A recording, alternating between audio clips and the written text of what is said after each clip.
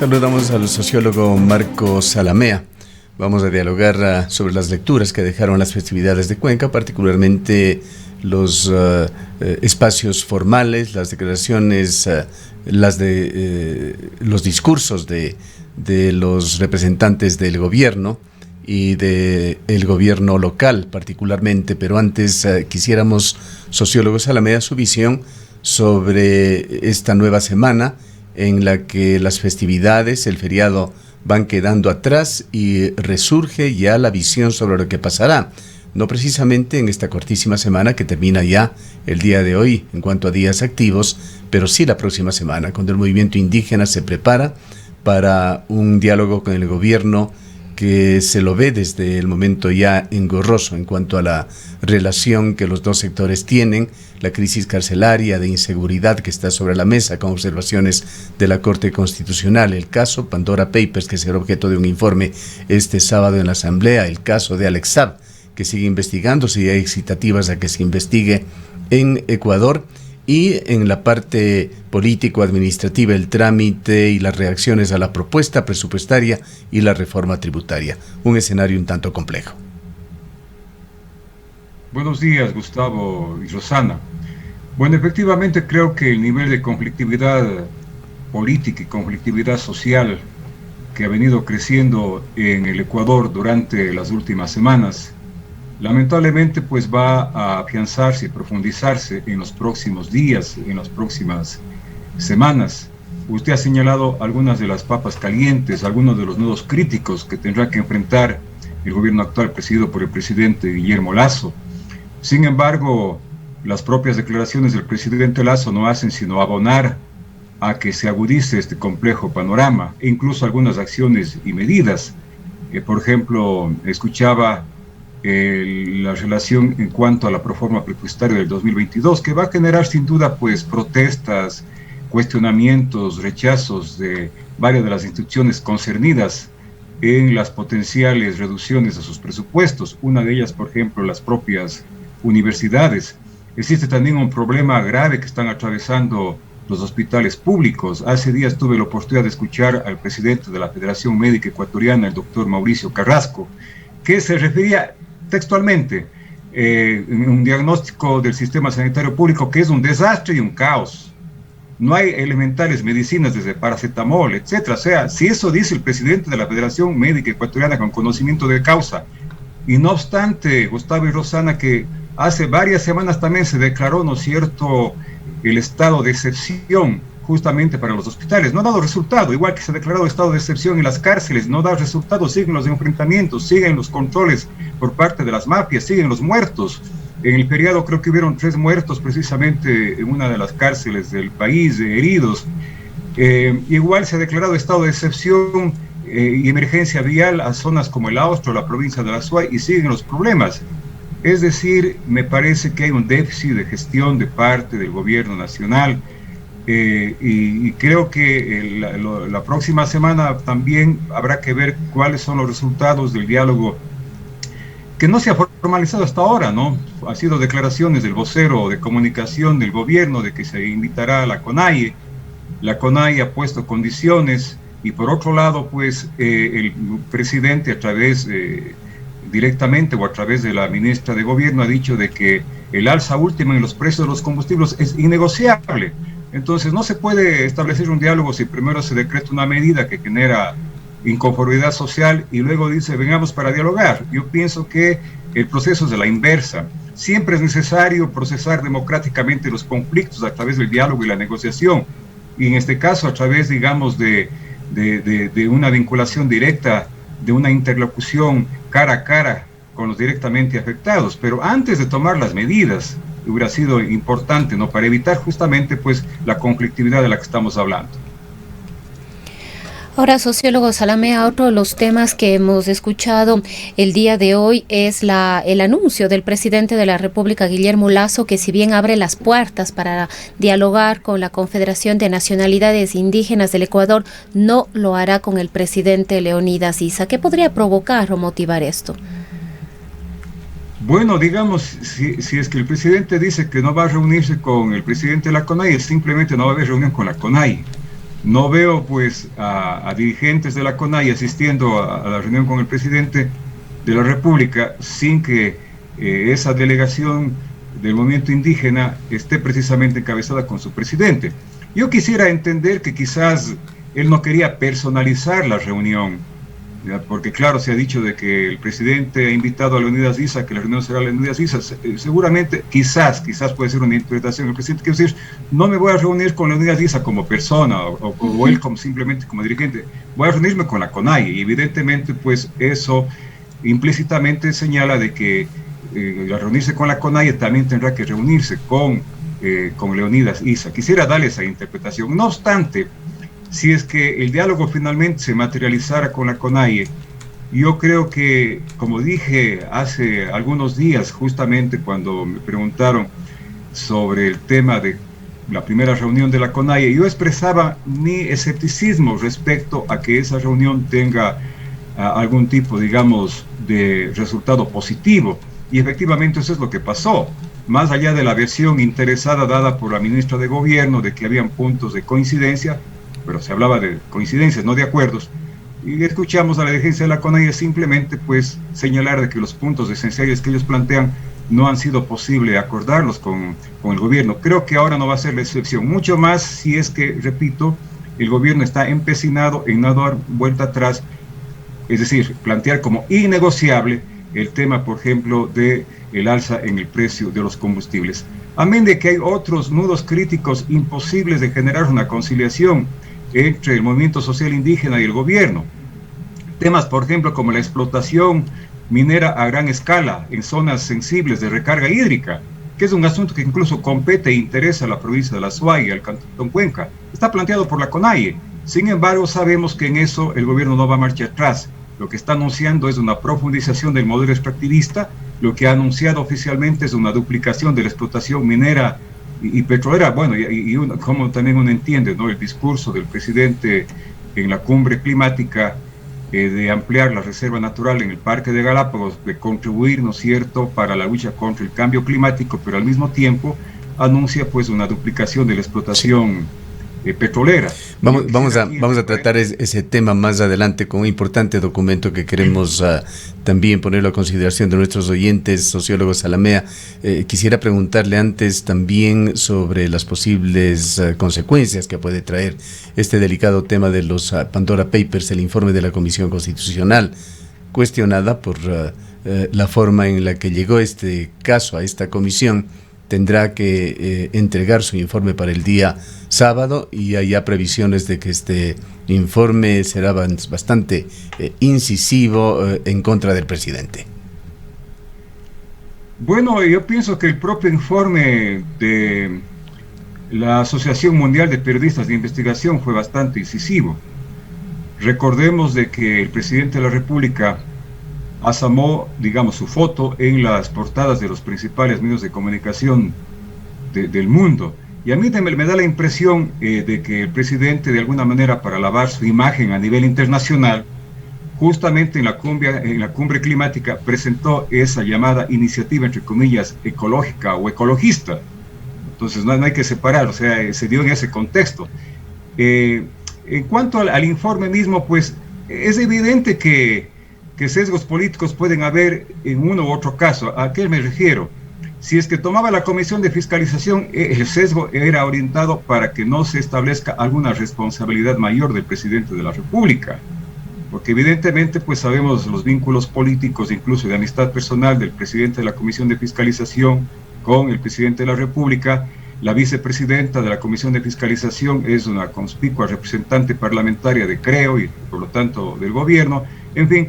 Y también pues no se puede descartar el sesgo político en la comisión formada mayoritariamente por UNES y por Pachacutic. En cualquier caso, yo pienso que hay que ver el informe de la comisión como un informe de la Asamblea, porque recordemos, no es que la comisión se arrogó funciones, fueron 105, es decir, la mayoría casi absoluta de la Asamblea Nacional la que delegó a esta comisión, ¿no? Tiempo habrá para desmenuzar precisamente el informe, pero lo que sí es verdad es de que el presidente ha dado indicios de que no quiere que se le investigue, no quiere que sí, la intención del gobierno aparentemente juzgada a través de las actuaciones de Eduardo Carvignani, quien está actuando como defensor del presidente, es la de doblar la página cuanto antes con respecto a este tema. Sin duda, creo que existe el interés político de minimizar este problema, que no solamente tiene implicaciones éticas que son evidentes, de los cuales ya se ha hablado permanentemente, sino que podría eventualmente tener implicaciones jurídicas e implicaciones graves. El propio ex candidato presidencial, Yacu Pérez, ha señalado las figuras jurídicas de posibles delitos en el que podría incurrir si es que efectivamente la Fiscalía hace una investigación a fondo del tema. Yo tengo mis dudas de que la Fiscalía haga una investigación profundizada de este problema. También existe un condicionamiento político en la actuación de la Fiscalía. Antes lo hubo a favor del presidente Moreno, creo que hoy lo está haciendo a favor del presidente Lasso. Igual me parece que hace Contraloría o la propia UAFE. ¿Qué estamos diciendo? De que la crisis institucional en el Ecuador continúa. No tenemos órganos de control independientes del poder político gubernamental de turno. Eso pasó en la época de Correa, eso pasó en Morena y lamentablemente sigue pasando en la época, digamos, del presidente Lasso. Qué interesante, pertinente y oportuno hubiera sido una comisión de investigación absolutamente independiente, idónea, profesional. En todo caso, pues habrá que seguir a la expectativa de qué nos dicen los investigadores a nivel internacional, particularmente aquellos periodistas que con sagacidad, acuciosidad y responsabilidad han presentado ante el mundo precisamente denuncias de esta naturaleza. Marcos, se ha llegado incluso en el contexto de estas investigaciones a hablar de un posible proceso de destitución al presidente de la República. ¿Usted cree que pueda llegarse a estas circunstancias? Bueno, entiendo que jurídicamente, pues, el presidente de la República puede ser juzgado por varios motivos, entre los cuales no se estaría, pues, justamente y de manera expresa señalando el informe de la Comisión de Garantías Constitucionales. Entiendo que ese informe tendrá que ser trasladado a los organismos de control, a los órganos judiciales correspondientes para la investigación, a no ser que se configure en el curso de la investigación la posibilidad de enriquecimiento ilícito, y eso sí es parte de las causales precisamente para un juicio político y eventual destitución del presidente de la República. Entonces habrá que evidenciar cómo avanza este proceso más adelante, ¿no? En cualquier caso, creo que existen poderes políticos, económicos e incluso yo diría el gran poder mediático que no disimula a veces su inclinación a favor de las políticas del presidente Lasso, interesados también en minimizar este tema, ¿no? No se habla mucho de Pandora Papers y seguramente pues harán desfilar a través de esos medios pues aquellos partidarios de Lasso que simplemente descalifiquen ya de entrada pues el informe de la Comisión de la Asamblea Nacional en el marco precisamente de esa estrategia pues de doblar la página, como señalaba Gustavo en relación a ese vocero del presidente de la República, al abogado concretamente. Vayamos, sociólogo Salamé, al tema que usted ha estado sugiriendo, la participación del presidente en la COP26. ¿Usted lo ve como un intento de lavarse el rostro, de mejorar su imagen? Efectivamente, el presidente de la República logró ponerse en una primera plana, en un foco de atención, en trending topic, como se dice ahora en las redes sociales, por lo que dijo que Ecuador hará con respecto a la reserva marítima en Galápagos. En esta esperada cumbre climática se logró avanzar con este importantísimo proyecto del corredor marino del Pacífico Tropical Oriental, con la participación de varios países latinoamericanos, y está allí la actuación trascendente de Ecuador con las Islas Galápagos. Se ha estimado incluso por parte de simpatizantes del gobierno que esa actuación del presidente le ha significado, visto desde otro punto de vista, desde el marketing político, lo que habría hecho una inversión de algunos millones de dólares. Se ha resaltado esa habilidad del presidente de la República. Pero hay la otra faceta, aquella que contrasta, que son políticas internas de Ecuador en cuanto a medio ambiente con el gobierno de Guillermo Lasso, con respecto a esta buena imagen que ha dejado Guillermo Lasso en la COP26. Antes de escucharle a usted, quisiéramos pasar parte de un muy importante y adecuado reportaje que publicó el Post en español del Washington Post, una publicación diaria que además de paso recomendamos a nuestros oyentes suscribirse, recogió las palabras de Antonio Guterres, secretario general de Naciones Unidas, quien en una cita anterior, cuando se inauguraban las sesiones ordinarias, hizo un llamado ya a los gobernantes del mundo, urgente, señalando que el mundo está caminando hacia un abismo. Conozcamos en este reportaje qué es lo que dijo Antonio Guterres, también en uno de los momentos trascendentales de esta cita, la COP26.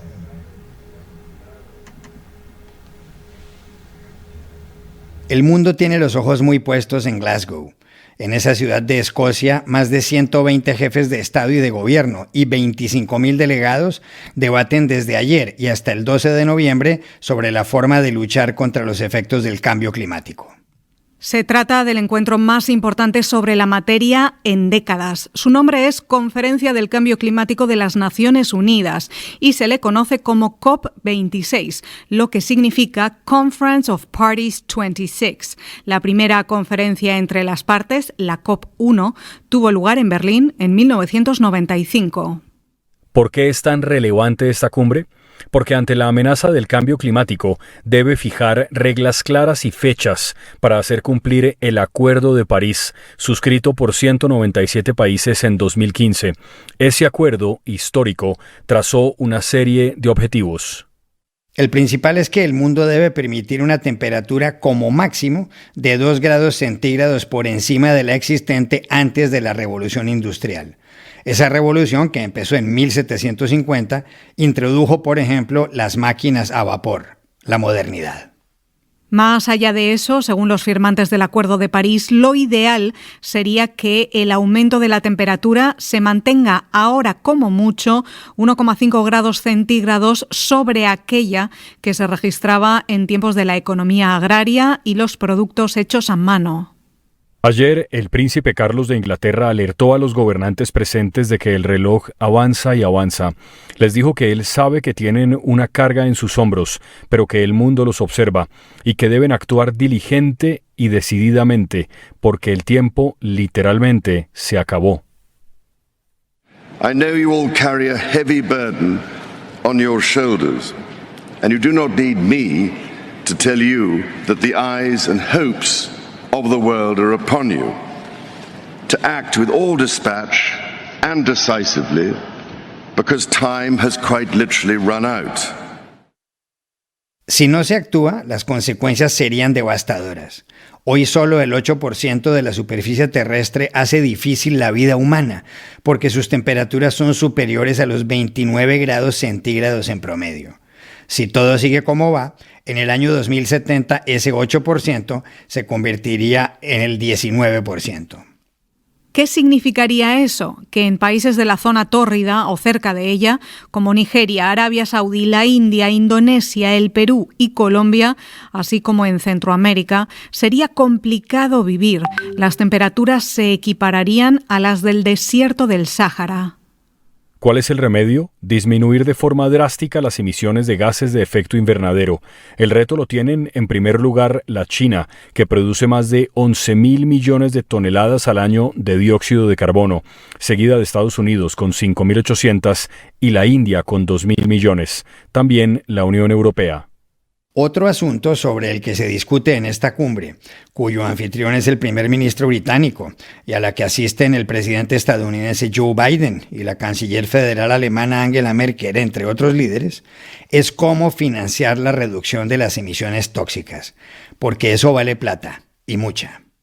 Los cálculos más precisos dicen que las grandes potencias deberían poner sobre la mesa $4 billones al año. La realidad ha sido otra. Hasta ahora ellas se han comprometido a poner 100.000 millones. En 2019 esa cifra no llegó a los 80.000 millones. Pero, ¿y América Latina, que no es tan rica, cómo puede pagar? ¿Hay alguna forma? Se lo preguntamos ayer en Buenos Aires a Florencia Grillo, politóloga especial. Este es el marco de la COP26 y por qué la importancia de las acciones que se toman allí. Escuchemos ahora lo que dijo el secretario general de Naciones Unidas, Antonio Guterres, en esa cita relacionado con la explotación que se está haciendo en el mundo, tanto del petróleo como de la minería.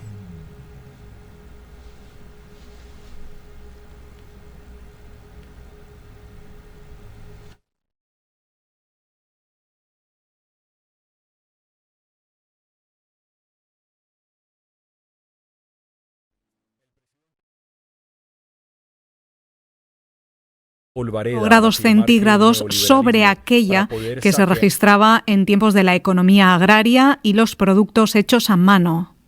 Ayer, el príncipe Carlos de Inglaterra alertó a los gobernantes presentes de que el reloj avanza y avanza. Les dijo que él sabe que tienen una carga en sus hombros. Le pedimos disculpas a Marco. Lamentablemente tenemos aquí un enredo técnico internamente y no pueden ubicar las palabras precisas de Antonio Guterres. Lo tendremos enseguida, sin embargo. En definitiva, lo que hizo el secretario general de Naciones Unidas fue un llamado directo a los países. Dijo a que dejen de cavar, a que dejen de minar el mundo y de incendiarlo, hablando directamente de que paren la explotación petrolera y la explotación minera.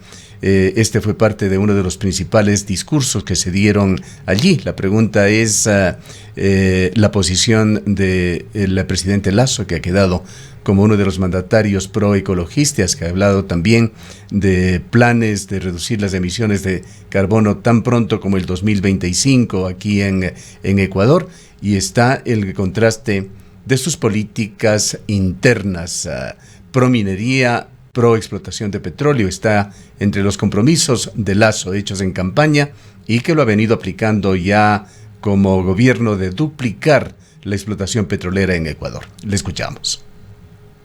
Bueno, en general podemos ver cómo en ese interesante y prolijo reportaje, que habla incluso de las perspectivas del cambio climático a futuro en las próximas décadas, hay la evidencia de que estamos ante un modelo civilizatorio depredador sin duda de la naturaleza, del medio ambiente. Esto tiene que ver con lo que sería el modelo industrial capitalista, que básicamente se sustenta en un crecimiento económico ilimitado, sin tomar en consideración pues los recursos de la tierra, que son absolutamente ilimitados. Y este modelo económico que hoy rige y predomina en el mundo, pues se agudiza y se profundiza mucho más si es que el capitalismo se basa sobre todo en un modelo de política económica conocido como el neoliberalismo, que profundiza el extractivismo.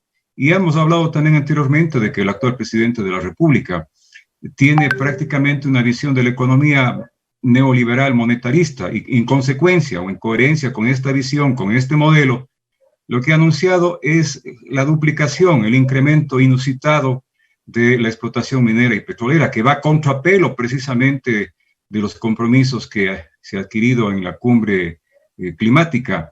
Por eso mismo, yo creo que en el fondo el propio marketing político que está atrás del presidente Lasso, pues aconsejó que se vaya a esta cumbre, pues, y que presente con toda la parafernalia propagandística esta iniciativa, ¿no es cierto?, de ampliación de la reserva natural en el Galápagos. Tenemos, Marco, la declaración que queríamos hacerles escuchar a usted y a nuestros oyentes, la declaración de Antonio Guterres.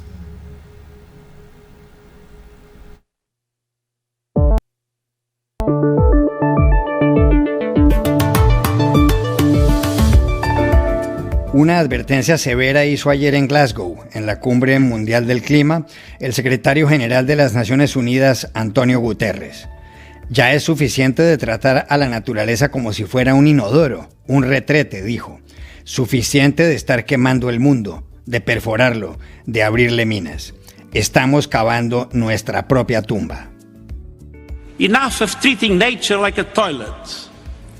Enough of burning and drilling and mining our way deeper. We are digging our own graves. Un mensaje más claro no puede haberse dado y ojalá le llegue también al gobierno ecuatoriano. Cumbre Mundial del Clima, el secretario general de las Naciones Unidas, Antonio Guterres. Un dramático llamado, Gustavo y Rosana, del secretario general de las Naciones Unidas. Sin embargo, pues como esto está ligado, reitero, a un modelo económico de crecimiento ilimitado que hoy rige el mundo, el modelo capitalista, veo difícil de que esos llamados, esos compromisos incluso políticos, que no son los primeros. Reiteradamente ha habido compromisos en otras cumbres, sin embargo poco se ha avanzado en esos compromisos, de tal manera que si es que no son las sociedades organizadas a nivel mundial las que ponen el dedo en la llaga, pues, y reaccionan de manera contundente, veo difícil que la situación vaya a cambiar en la direccionalidad que actualmente tiene el mundo respecto a este problema climático. Bueno, y esto nos lleva al tratamiento de los temas locales que se dieron en el feriado. Mutis total, más allá de las excitativas que se le hizo del señor vicepresidente Alfredo Borrero, quien no trató, evadió el tema pendiente con el Ministerio del Ambiente de la resolución con respecto a las coordenadas para determinar las fuentes de recarga hídrica, que son parte importante para activar la consulta popular de Cuenca. Bueno, el alcalde en su intervención algo dijo respecto al tema de la consulta popular y de la no explotación, digamos, minera, sobre todo en la zona de Quimsacocha.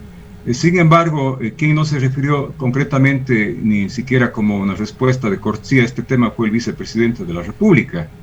De tal manera que esta situación, digamos, de que el presidente no toma en consideración esta parte, lo que evidencia es de que el gobierno tiene comprometido pues su política económica para que esa explotación se dé, lo cual está amparado en el decreto 238, precisamente, me parece, que afianza justamente esa política, ¿no?, en el país, y particularmente pues en el caso del Cantón Cuenca, de tal manera que la única posibilidad, el único dique de contención para que esto se dé y que se pueda respetar la voluntad del pueblo en la consulta es justamente la acción coordinada de las autoridades provinciales, locales y particularmente de los sectores sociales organizados, que ven con preocupación cómo efectivamente pues un recurso estratégico para el Cantón Cuenca pues puede verse minado por esa política gubernamental.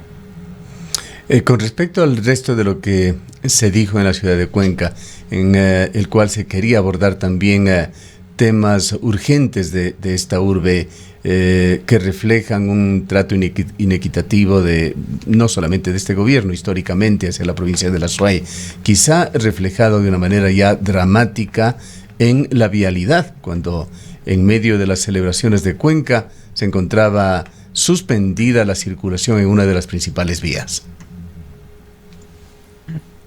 Bueno, Gustavo, el tema de la vialidad sigue siendo un problema crónico y creo que va a seguir siendo.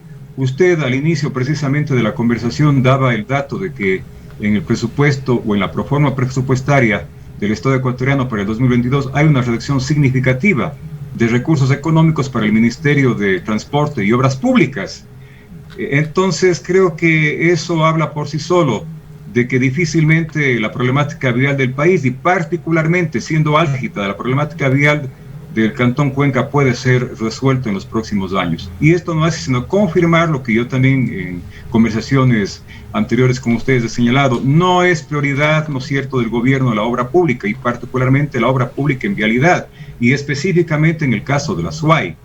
En el marco de su propia visión económica, el gobierno tiene la estrategia, ¿no es cierto?, de la concesión de la red vial pública en más del 50% empresas privadas. Habrá que ver cuál de esas empresas tiene no la disposición efectivamente de entrar en este proceso de concesión. Yo veo bastante problemático, difícil, siempre hay cálculos económicos respecto a la rentabilidad, ¿no?, que esto tenga. Me parece que es un asunto en el que la provincia de la Azuay y particularmente el Cantón Cuenca tendrán que seguir esperando, a no ser que la presión de la opinión pública, la presión política de las autoridades, la presión social de las fuerzas vivas del cantón efectivamente hagan oír su voz de manera mucho más contundente y firme para que se atienda esta situación. No obstante, dicho también, la buena intención que pueda tener el ministro actual de Obras Públicas, es alcalde de Cuenca, es prefecto. No depende solamente de la voluntad de él, depende de la voluntad y la estrategia del gobierno, y básicamente de su proyecto económico. Y su proyecto económico está condensado en la proforma presupuestaria, y ahí vemos que no solamente la obra pública, también el gasto en salud, el gasto en educación, tiene también un presupuesto que tiende hacia una reducción significativa. No me extraña, es coherente con lo que ya hemos señalado. Eso es el neoliberalismo monetarista, ¿no? Lo social básicamente es visto no como una inversión, sino fundamentalmente como un gasto. Y la reducción del gasto público, del gasto estatal, pues es uno de los pilares fundamentales de la política económica que tiene esta característica, ser neoliberal monetarista. Marco, otra de las preocupaciones que se ha percibido en estos días, y usted como catedrático universitario, es esta posible reducción al presupuesto de las universidades del país. Si bien el día de ayer recién iba a mantener una reunión el Consejo de Educación Superior para hacer una revisión y aprobar este presupuesto, empezó ya a circular a través de las redes sociales una importante reducción. Se hablaba de alrededor de $200 millones, aunque luego se había advertido que no era el presupuesto definitivo, sino que ahí todavía faltaban algunos rubros. Sin embargo, esto ha generado ya una serie de preocupaciones, expectativas e incluso pronunciamientos, como el de la Federación de Estudiantes Universitarios, el hecho de que se reduzca nuevamente el presupuesto a las universidades. Si es que la política del diálogo al que permanentemente y de manera discursiva ha invitado el gobierno se hiciera efectivo, tendría que haberse reunido previamente precisamente con los rectores de las universidades. Esto no ha pasado, y recordemos que ya hace algunas semanas, casi los inicios del gobierno de Lasso, cuando se mandó la reforma al presupuesto para el año 2021, ya hubieron precisamente voces cuestionadoras porque se estaban reduciendo también algunos recursos para las universidades. Hoy se pretende hacerlo en la reforma para el año 2022. Esto también va a contrapelo de las propias ofertas electorales del presidente Lasso. Él siempre hablaba de que había jóvenes que no estudiaban ni trabajaban y que la universidad debería dar más apertura. Algunos dicen incluso el libre ingreso, pero señalemos simplemente un incremento en el número de cupos para que los bachilleres puedan ingresar a la universidad. Esto no va a ser posible, ni siquiera mantener los actuales cupos.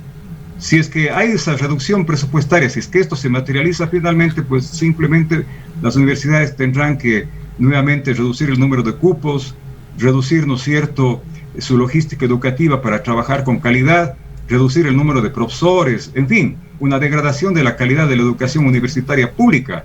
Quizás también pensando de que hay que volver a aquellas universidades de garage, a aquellas universidades que fueron muy cuestionadas, y sobre todo, otra vez carta abierta a la mercantilización de la educación universitaria.